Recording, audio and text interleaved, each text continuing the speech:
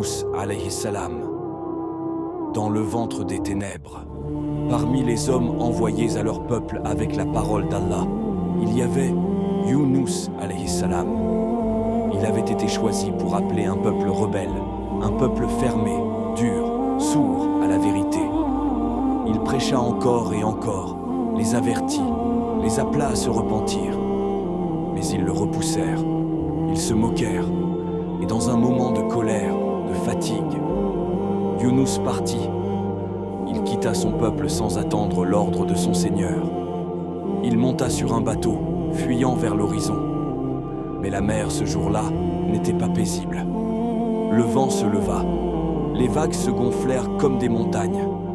La tempête secoua le navire, et les marins, croyant à un mauvais présage, tirèrent au sort.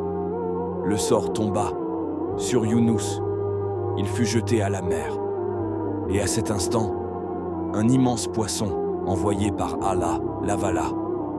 D'un seul mouvement, il disparut dans les profondeurs. Désormais, Younous était seul, pas sur terre, pas dans les cieux, mais dans trois ténèbres. La nuit noire, le fond de la mer et le ventre d'un poisson. Il ne pouvait rien voir, il ne pouvait rien faire, il ne possédait plus rien, sauf sa foi. Alors, dans le silence absolu, il prononça des mots si puissants qu'ils ont traversé les cieux. La ilaha illa anta, subhanaka, inni kuntu minaz zalimin. Il n'y a de divinité que toi, gloire à toi. J'ai été parmi les injustes. Sourate Al-Anbiya 87. Et Allah entendit. Il entendit l'appel sincère d'un serviteur repentant. Et Allah ordonna au poisson de le recracher. Le géant des mers obéit.